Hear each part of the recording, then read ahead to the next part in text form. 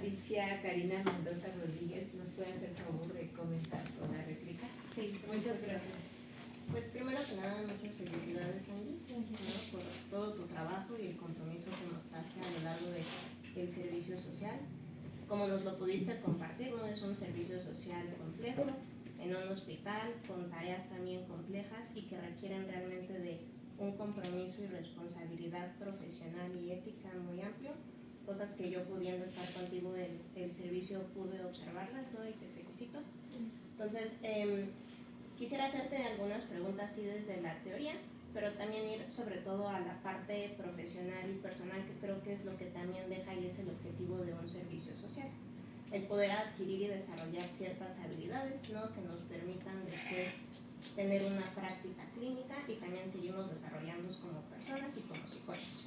Entonces, primero en la parte teórica, Angie, en tu informe y también ahorita de lo que nos compartías, justo hablabas sobre el modelo de TCC, de la medicina conductual, y también incluiste tú la teoría del apego, que viene a veces desde otros enfoques. Entonces, justo aquí quería preguntarte parte del por qué tú consideraste necesario y si crees que se puede hacer esto desde un modelo integrativo o debería justo hacerse desde enfoques específicos, desde esta parte conductista o cognitivo-conductual que nos presentaste más. Bueno, creo que al ser un trabajo bastante complejo, bastante amplio, donde no vas a saber qué es lo que te vas a encontrar, creo que irnos por un enfoque en específico, por lo menos a mí no me gustaría, por eso traté de como integrar bastantes teorías y enfoques.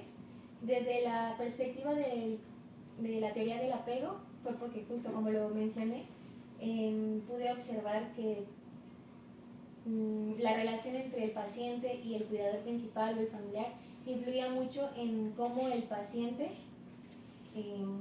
manejaba todo el proceso médico, el entorno hospitalario, todas las cosas invasivas. Entonces, contestando tu pregunta del enfoque de la teoría del apego, esa es mi respuesta. Y si únicamente tenemos que utilizar nada más un enfoque, pues mi respuesta sería no, ya que pues al ser un espacio bastante diverso y con bastantes problemáticas, creo que tomar distintos enfoques de distintas ramas es lo adecuado y fue lo adecuado para mí.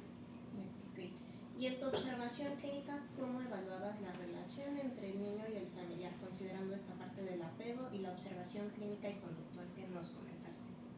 Bueno, pues observaba desde valga la redundancia, desde la observación en cómo interactuaba el paciente, también dependiendo de la edad, porque pues eran un rango de edad desde recién nacidos hasta adolescentes de 18 años, era ver pues la relación que ambos tenían y de qué manera impactaba en todos los procesos que el paciente tenía, o de qué manera influía el impacto emocional, que también, porque recordemos, no solamente era un impacto emocional para los pacientes, sino también para las familias. Entonces era ver cómo este impacto de parte de las familias también influía en los pacientes. Ok. Y justo ya en la parte personal y profesional, Angie, ¿qué fue lo más difícil para ti, ¿no? A la hora de empezar y estar ya en un entorno diferente, ¿no? También en un entorno hospitalario. ¿Y qué observaste tú que cambió en ti y desarrollaste justo al ir al término de tu servicio? Bueno, primero en el ámbito profesional fue un poco complicado porque a pesar de haber tenido prácticas aquí en la universidad, no se compara en lo absoluto con ya enfrentarte como a la realidad y a un contexto hospitalario. Entonces sí fue muy difícil para mí al principio porque pues era un mundo nuevo para mí, pues ahora sí que todo lo teórico llevarlo a la práctica.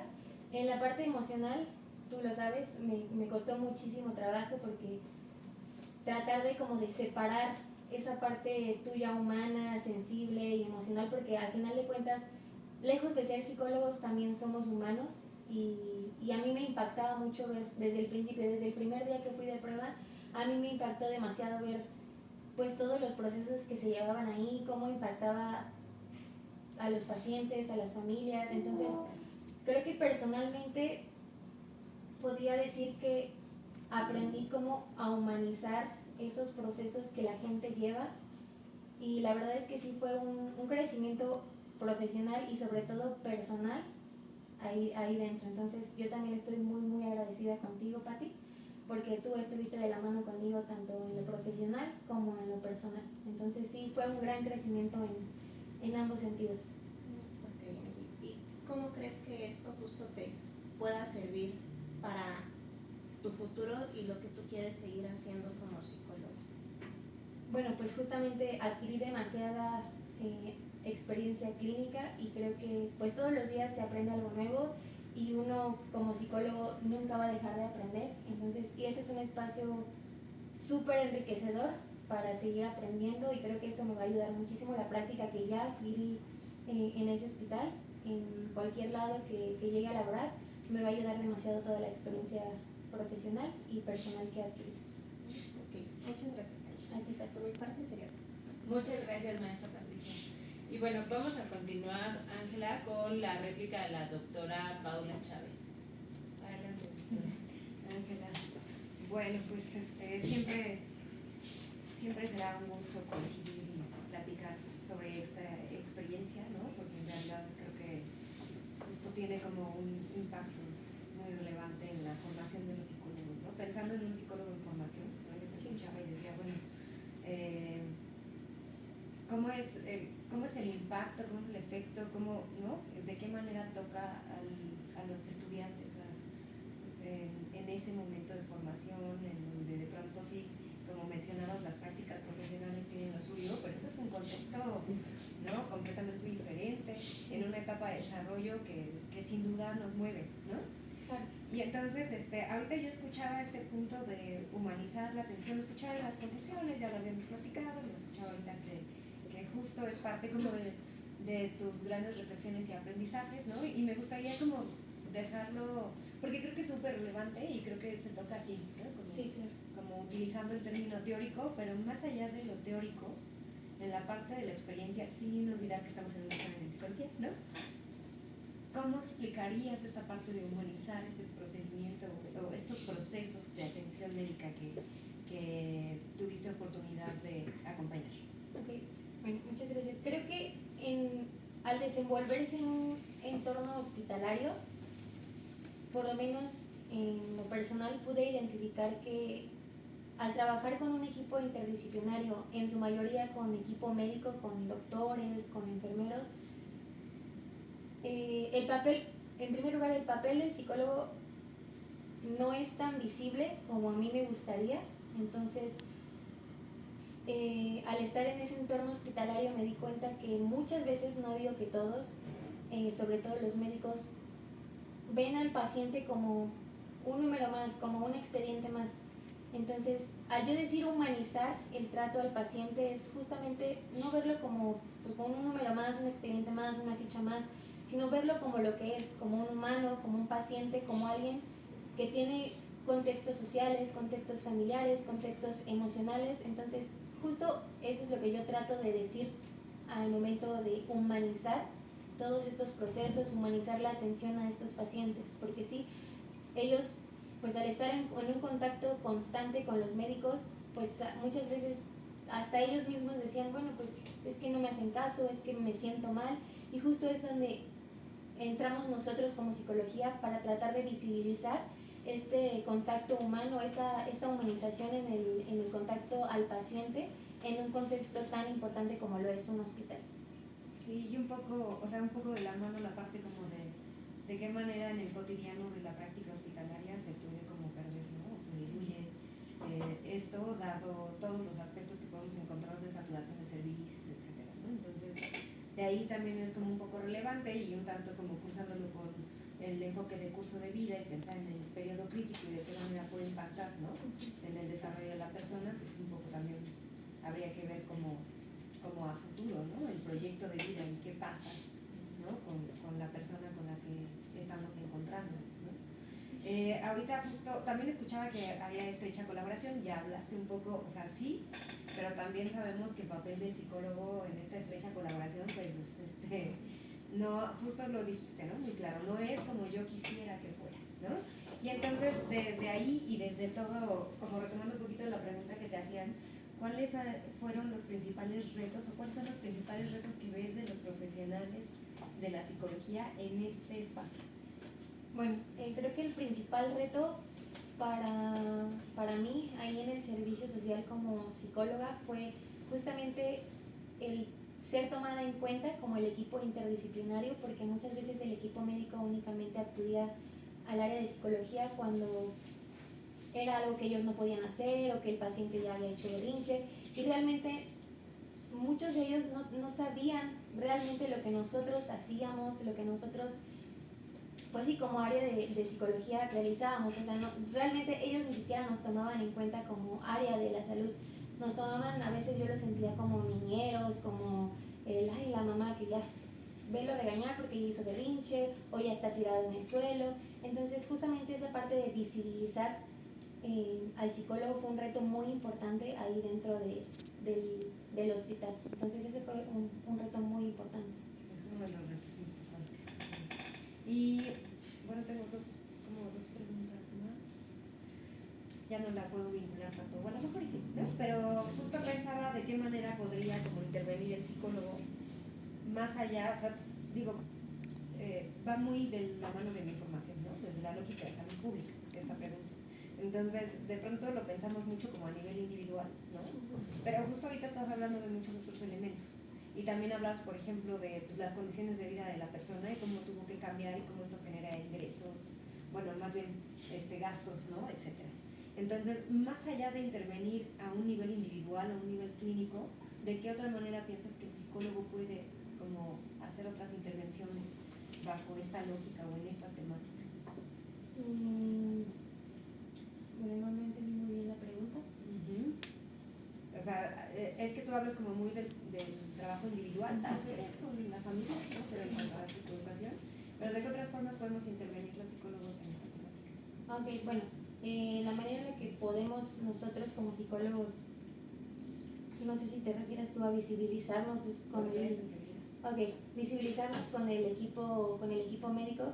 Y justamente era algo que también me gustaba ahí en el hospital porque, o sea, sí nos tomaban en cuenta, no de la manera que a mí me hubiera gustado, pero sí en ese instituto sí se tomaba mucho en cuenta el papel del psicólogo. Había muchas sesiones interdisciplinarias en las que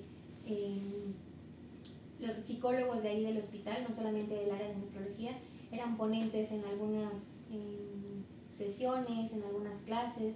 Entonces, lo que a mí me gustaría es que no solamente del trabajo individual, sino también, y vuelvo a lo mismo, visibilizar el trabajo del psicólogo hospitalario en el entorno de salud pública. Justo, ¿no? Implementaría, o sea, tendría que ver en muchos niveles, tal vez como acciones, ¿no? Y justo era algo que se estaba empezando a implementar, bueno, ya lamentablemente ya cuando me fui, se estaba intentando implementar, pues justamente que hiciéramos más ruido como área de psicología en el Instituto de Salud ahí.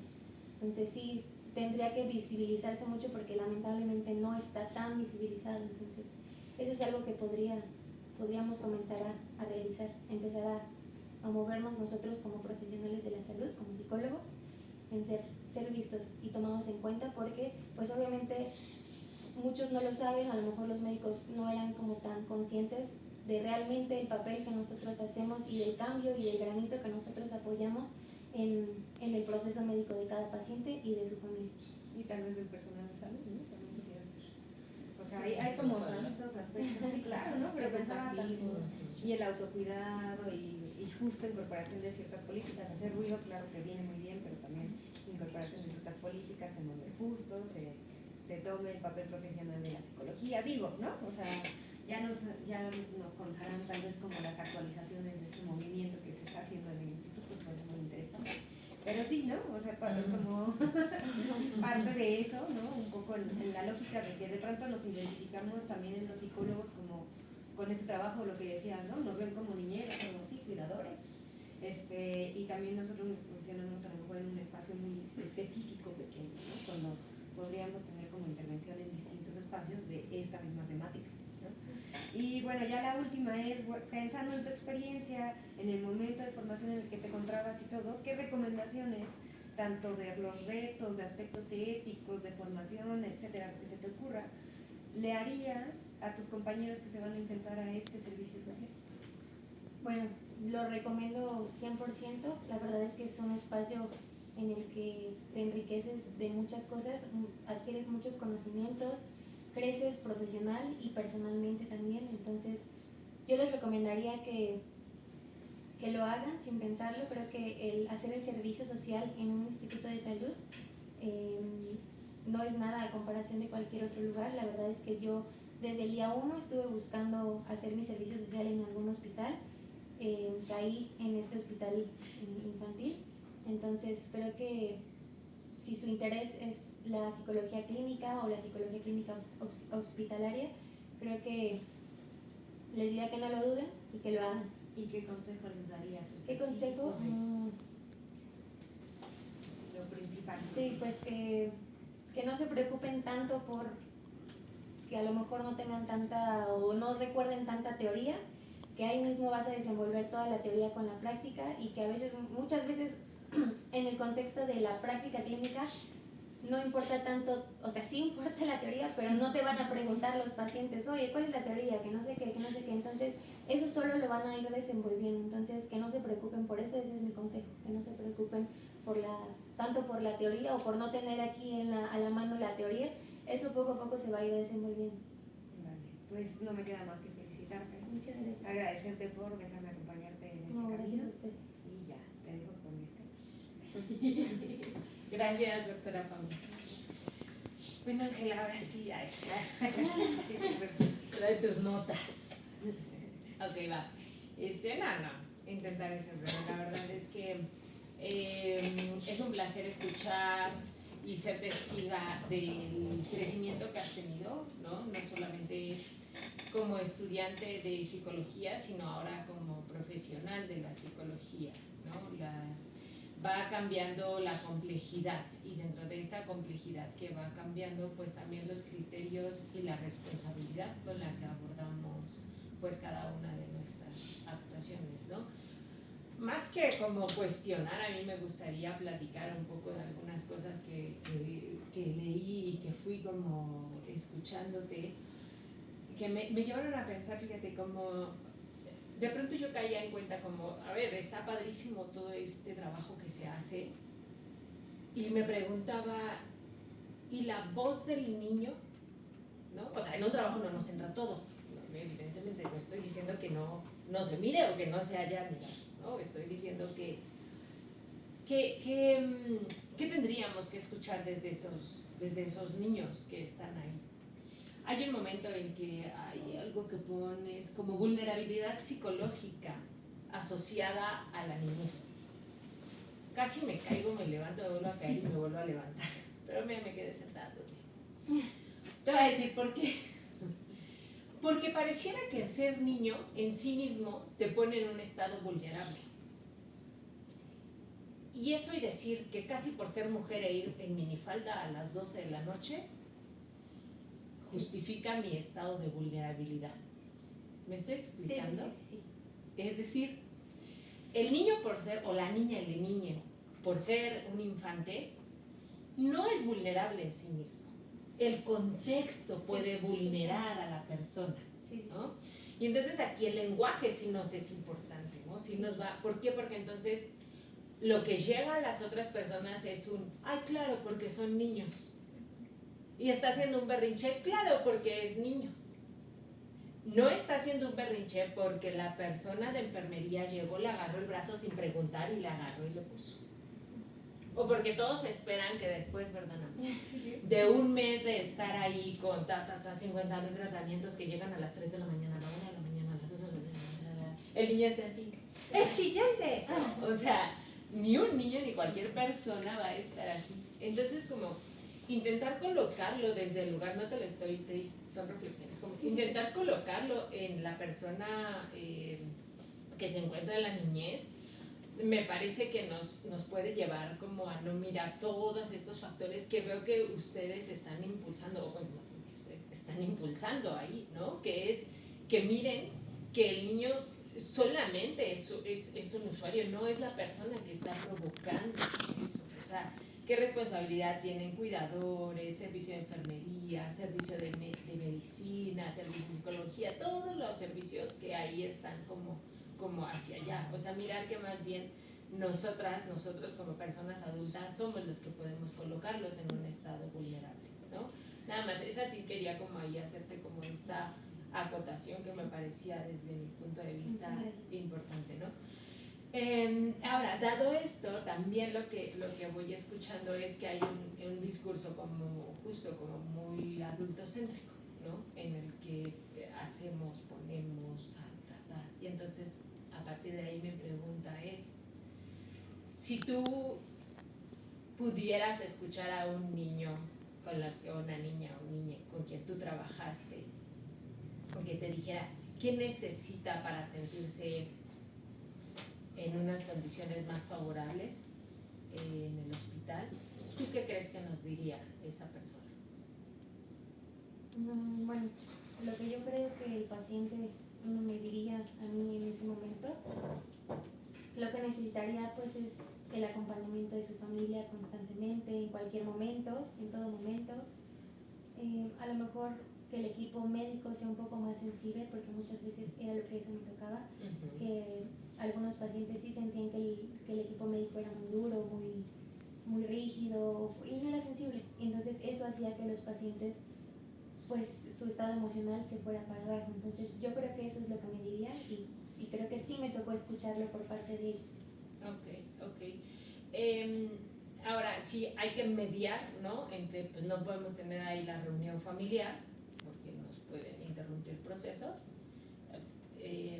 ¿Cómo ayudarías de alguna manera ayudar a mediar esta situación de que no se nos haga la pachanga, porque además los mexicanos así somos, ¿no? Y entre que esta personita pueda pues ver a diferentes.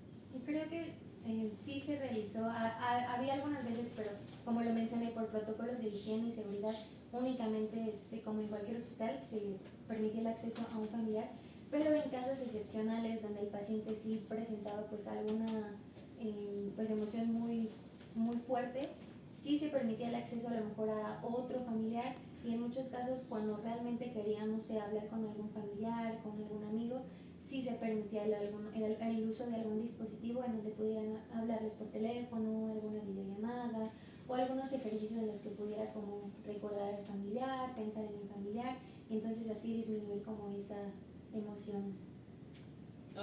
Y por parte de que el paciente dice que pues que los médicos suelen ser un poco duros, rígidos o cero sensibles,